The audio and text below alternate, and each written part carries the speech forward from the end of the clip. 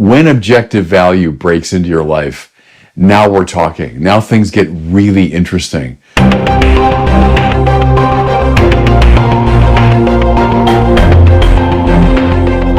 Welcome back to the Word on Fire show. I am Brandon Vogt, the host and the senior publishing director, and I'm joined today by the new bishop of the Diocese of Winona, Rochester, Bishop Barron, who is recording this now from Minnesota. So it's the first show we're doing here from Florida to Minnesota instead of Florida to California. So Bishop, it's good to see you in your new home state. Thank you, Brandon. We're a little bit closer geographically now, aren't we?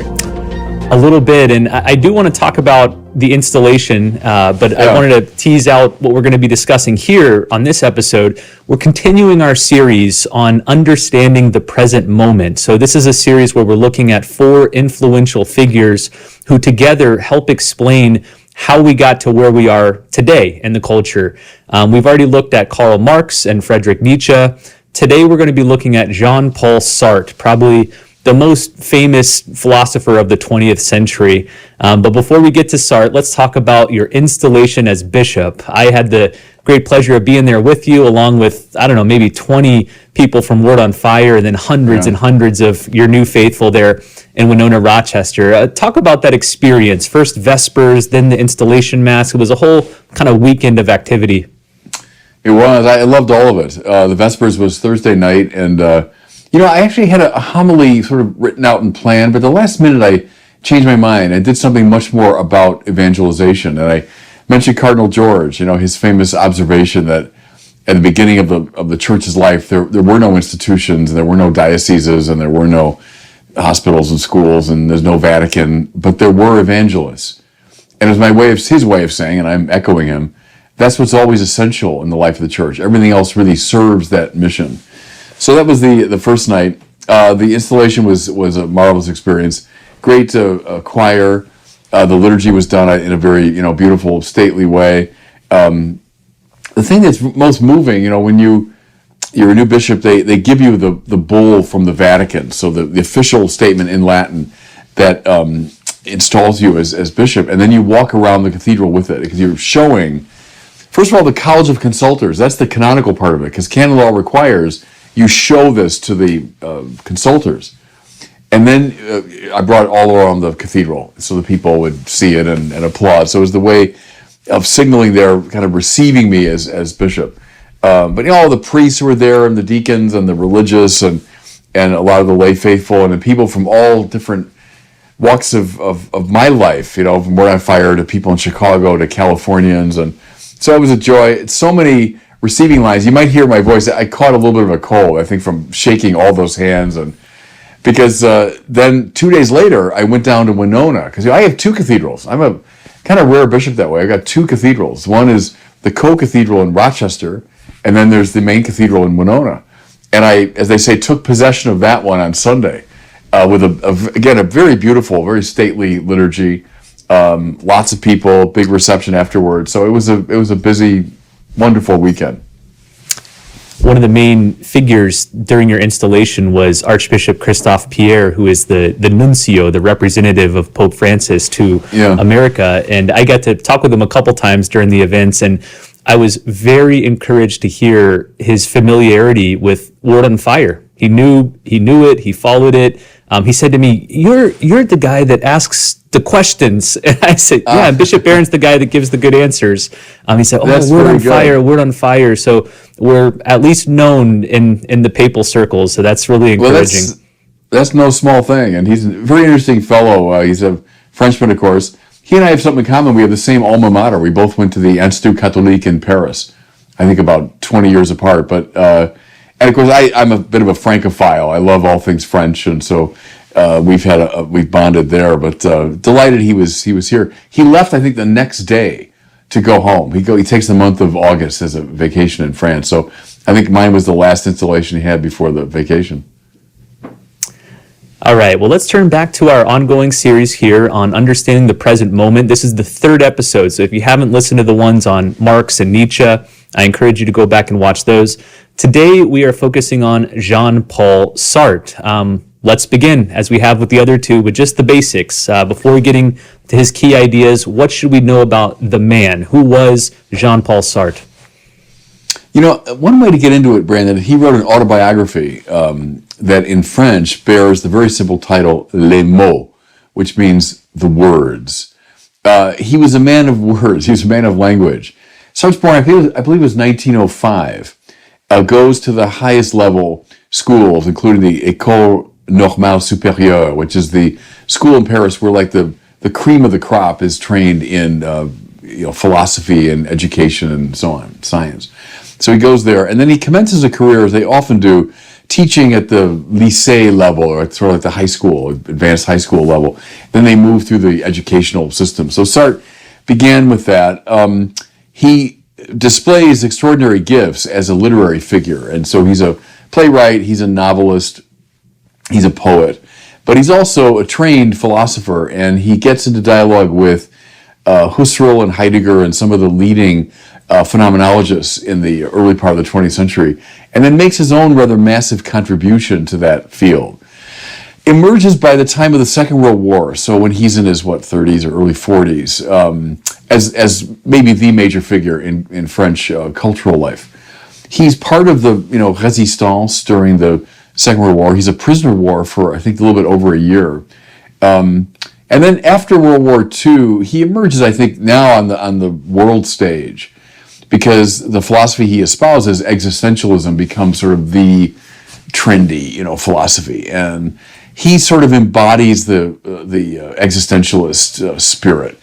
And if you're imagining existentialism, you probably get a picture in your mind of Jean-Paul Sartre, someone who would frequent the cafes of Paris and while drawing on his pipe, engage in serious conversation with his colleagues.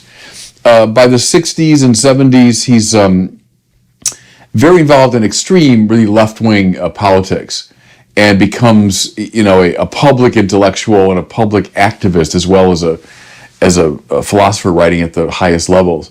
Dies, I believe it was 1980. I remember when he died, I would have been in college, I guess, and people felt one of the really great cultural figures of the 20th century had died. But I would say, go back to his autobiography, Les mots. He was a man of words, a kind of journalist, novelist, essayist, philosopher, public intellectual. Along with other 19th and 20th century European philosophers such as Soren Kierkegaard and Friedrich Nietzsche, who we discussed last episode, Sartre contributed to the rise of this new philosophical stream known as existentialism, which you just mentioned. Mm-hmm. Help us to understand what this is. What is existentialism? The best place to look is Sartre's own famous lecture he gave. It was right after the end of World War II, and the French were kind of feeling a sense of liberation, from the Nazis and all that.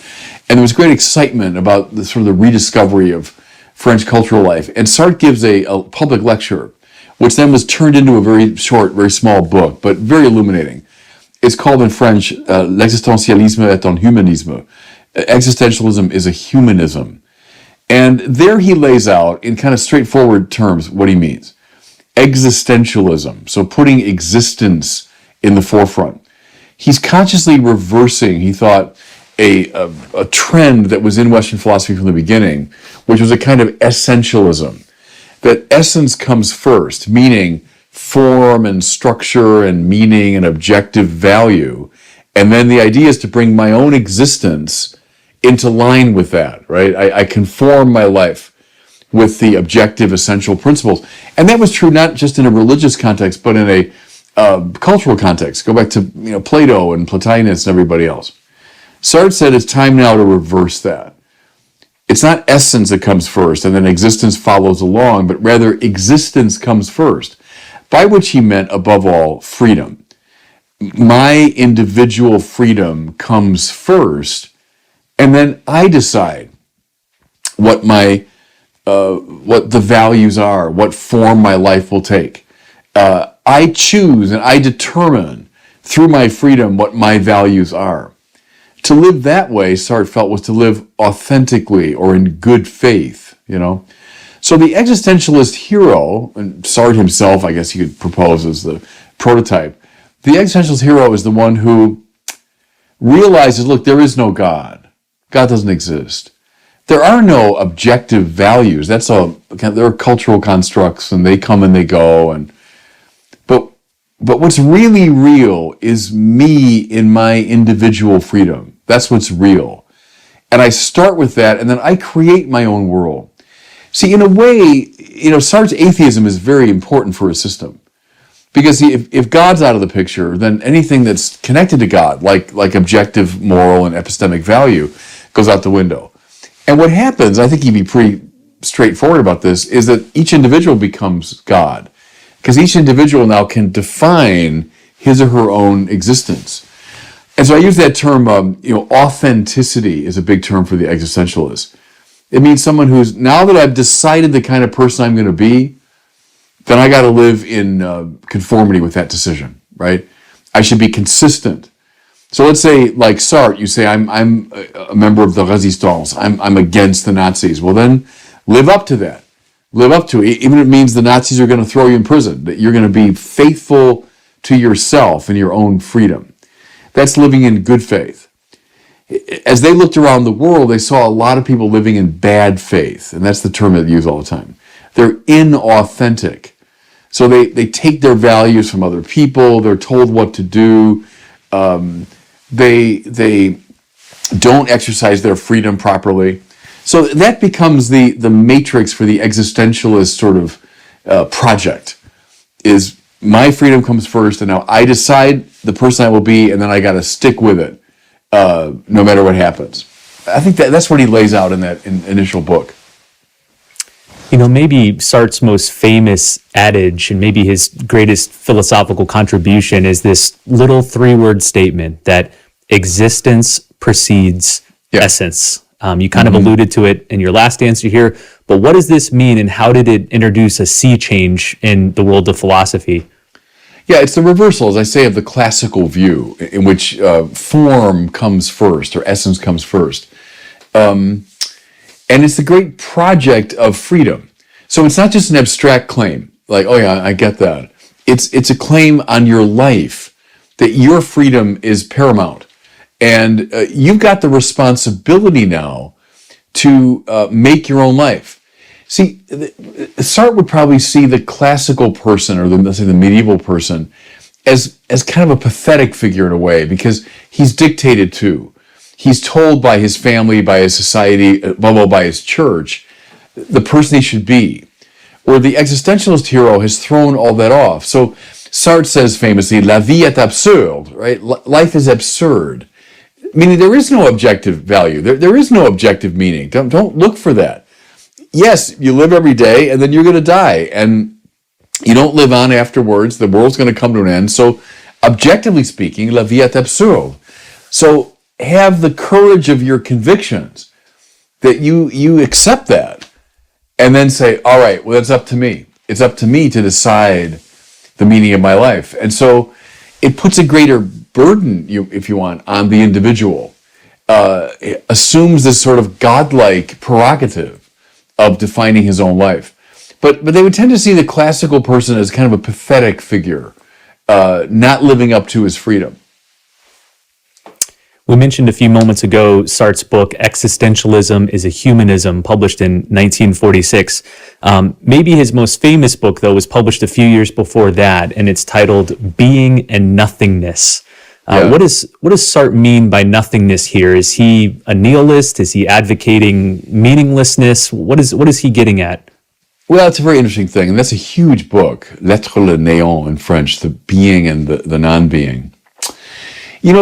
The phenomenologists were very interested in questions of presence and absence. In fact, it's kind of a breakthrough, I think, in Husserl's philosophy, that the classical tradition almost always talked about presence, about things like substances and beings and things that show up in the world.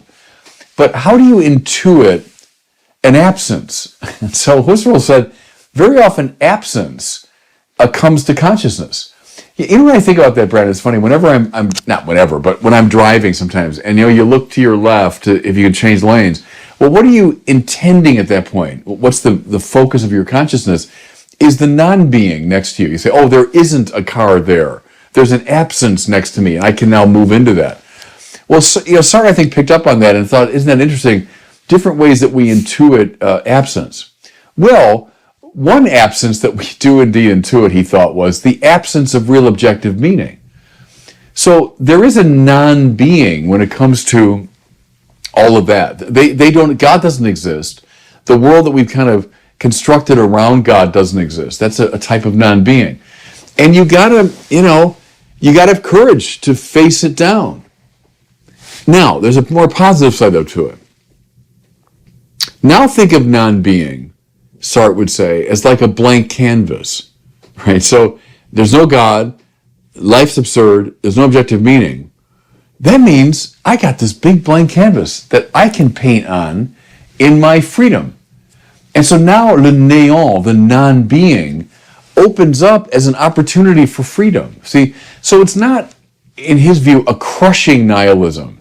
Or you might say you gotta go through the baptism of the crushing nihilism, like there is no objective value, to come to the liberating side of non-being. Like, boy, I guess I can throw off all these chains. I can throw off all this pressure. I can throw off all these expectations because I can now paint my own life on this blank wall of my own freedom. So I think he would see it as both positive and negative. It's a crushing quality, but it's also, in his mind, a liberating quality, the non-being. Sartre often pits freedom against God. Maybe his most famous argument is that if God exists, I cannot be free, but I am free, therefore God does not exist. How does Sartre understand freedom, and why does he think that freedom is incompatible with God? Yeah, and it's a hinge, it's a pivotal question there, because he would tend to see freedom in the typically modern way as spontaneous self-creation. I'm free in the measure that I've thrown off all expectations and thrown off all pressure, and I, simply based on my own energy, define who I am. Spontaneous self-creation, where, we've talked about this before, in the classical tradition, that's not at all what freedom means. But it's a kind of disciplining of desire in the direction of the objectively good, I might put it that way. Now everybody from Plato to Dietrich von Hildebrand would hold to that kind of view of freedom. Now, if you're a Sartrean advocate of his sort of freedom, then God is the ultimate problem, because God is the ultimate representation of objective value. Objective meaning. So if I'm free, or I want to be free, my opponent is God above all, who's hovering in a threatening way above my freedom, preventing me from spontaneous self-creation. Society is the enemy, sure. Family, yes. Inherited values, yes. All that, but haunting all of those would be the supreme value of God, and so Sartre would see atheism as a great liberation. Now that I've gotten rid of God, I can truly be free to create myself. Speaking of that self-creation, you've often traced Sartre's ideas forward to today's culture of self-invention. Absolutely. How do these find roots in Sartre's ideas? Yeah, and we traced it too, Brandon, earlier with people like Nietzsche and Marx. But you see, I think, very, very clearly in Sartre. In fact, he brings it into explicit consciousness with his language. I think what was whispered about or bandied about in French cafes in the 1940s is now in the mind of every teenager in America. I think that's what, in the West, that every teenager kind of takes for granted. Yeah, I define myself. Who are you to tell me what to do or who to be? We talked about the gender thing before, because to me that's a sign of it, that heck, even my gender I can define. Don't tell me that even what's inscribed in my body is a limit to my freedom. And that's the argument you have of some of the really radical gender advocates against, I think, more commonsensical people. It's a Sartrean argument. Is there something that's objectively given about my own body? And I would say absolutely. And the idea now is to bring my existence into conformity with that essence. But you see, if you were Sartrean, you turn all that around. He said, no, there's nothing that imposes itself on my freedom. If I want to be a woman, I'll be a woman. So I think that has found its way, definitely, into people's consciousness. But see, it's based upon a misconstrual of freedom, of the spontaneous self-creation. And I think the churches and the representatives of classical thinking have not been very good at communicating with our young people an authentic view of freedom. It seems to me that this culture of self-invention is a sort of fool's gold. It sounds exciting at first that I get to create myself and define my own existence, but then after a while it seems meaningless, pointless, tiresome. I think a lot of the deep unhappiness today among young people is directly linked to this culture of self-invention. They're lost. They have no meaning, and it's because they've dropped the form. They've dropped the essence of what it means to be human. You know who saw all this, Brandon, a long time ago was our friend G.K. Chesterton, where we saw rationalism, that was just kind of coming on the scene in a big way in his youth. Like this little train going around one little track, around and around and around, and caught in this repetitive pattern. Or his image about, you gotta crack your head open to let in some light. The problem is that we're caught in our own little world. It's the world of my invention, the world that I've created for myself. But the marvelous moments, and this is where I go back to Dietrich von Hildebrand, when objective value breaks into your life, now we're talking. Now things get really interesting. When your kind of pathetic freedom is turned upside down and offered a whole new horizon. It's not like I've just got a blank slate, blank canvas that I can paint on spontaneously, but now some objective value, it's aesthetic or it's moral or it's epistemic, breaks into my life and opens me up in a whole fresh way. And I realize that, my little puny freedom, who cares? And isn't the game, in fact, what the classical people told us it was? Now bring your freedom into line with these objective values and conform your life to them. That's not a imprisonment, that's a liberation. If you discover the joy of living when you do that. So that's why I think this Sartre thing, it's a battle line. It's a battle line today. Which side are you on? Are you with the existentialists or are you with the classical worldview? And I think in a way, Brandon, there's no third. In a way, that's the choice that we're facing today. Let's close with this question. I've asked you this question for each of the first two influential thinkers, and I'll ask it here for Sartre. In the end, what do you think Sartre gets right, and then what within Sartre's ideas should we resist? I think we've been pretty clear about what we should resist, all this stuff about, self-invention. What did he get right? Sartre was a brilliant man, and he was part of the phenomenological tradition, which I reverence. So beginning with Husserl, people like Dietrich von Hildebrand, people like Max Scheler, people like Edith Stein, people like Karl Wojtyła are all part of that same tradition. Sartre represents a sort of radicalization of it, you might say, an overexpression of it. I appreciate a lot about Sartre when I read him. Like a good phenomenologist, he was very attentive to some of these subjective qualities that condition the way we take in the world. So there is a sort of naivete sometimes in the classical view, like now I'm just this blank slate, and the world just writes itself on me. And Sartre, like all moderns, anyone after Descartes, saw that it's not that simple, that we always bring a lot to the table. We bring a lot to perception. Like Sartre's reflections on what it's like to wait for someone who doesn't come, I find very fascinating and even moving. If you walk into, let's say, a Starbucks and you're not expecting anybody, and then you walk into a Starbucks when you're waiting for someone who doesn't come, those are entirely different experiences of the Starbucks. You can't just say, oh, there's just the Starbucks, there it is, and I'm a blank slate taking it in. No, you're very different in those two cases. Think here of, the old principle from Aristotle, is whatever is received according to the mode of the recipient.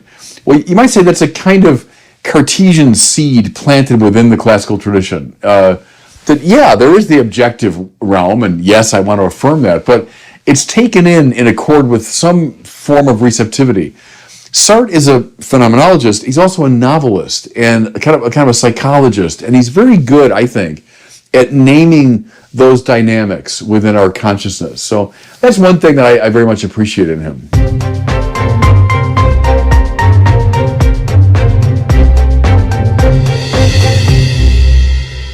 Well, Well, thanks for listening to the first 3 episodes. I encourage everyone to anticipate the 4th and final discussion, which will be coming up in a couple weeks. We will be discussing Michel Foucault. For now, though, it is time for a question from one of our listeners. Today, we have a question from Benedict. He lives in Bishop Barron's old state of California, and he's asking us about one of Christ's teachings. Here he is. Hello, Bishop Barron. My name is Benedict from Ventura County, California, and my question is, Christ tells us to love our neighbor as ourself, and also to deny ourselves and take up our crosses. How does someone be selfless and yet love himself? Thanks a lot. Yeah, it's a good question. That comes up a lot in the great tradition. There's a legitimate self-love. There's a weird preoccupation with self. There's a curvatus in se, the caving in, all that business that's no good. There's a legitimate self-love, a self-appreciation. Heck, when I cross the street, I look both ways because I want to preserve my life. Nothing wrong with that. I pursued an education and sought friendships and all that because, I appreciated, my own life and I wanted to enhance it. So nothing wrong with that. The key, though, is love, right? Love is willing the good of the other. So beginning with the basis of your own life and what's worth protecting, now go out from that. Love, will the good of the other. And now that original self becomes enhanced. It grows, and the grace that I received as I give it away becomes even more grace. So nothing wrong with a legitimate appreciation or love for oneself. But now, as the Lord says, make that the basis not for a self-involved curvatus in se attitude, but now a self-gift. So do a Jean-Paul II here. If life's all about making yourself a gift, well, you can't give what you don't have. So you have to have cultivated yourself in some way in order to give it. So I think that's the right balance. Well, thank you, Benedict, for your question. If any of you have questions for Bishop Barron, please send them in to us at the website askbishopbarron.com. Well, as we wrap up here, I want to remind everyone again about our upcoming conference. It's called the Wonder Conference. It's going to take place January 13th and 14th, 2023 in Grapevine, Texas, which is just outside of Dallas-Fort Worth. One of the most important evangelical tasks today is responding to the belief held by so many people that faith and science are in conflict. The goal for this conference is to bring together recognized experts in the fields of physics, philosophy, technology, theology, and history to correct this perceived gap between faith and science. The conference is made possible thanks to some generous support from the John Templeton Foundation, who we're always so grateful for. Learn more and sign up at wonderconference.com. Again, it's called the Wonder Conference, January 13th through 14th. Find more info at wonderconference.com. Well, thanks so much for listening and watching, and we'll see you next time on the Word on Fire show.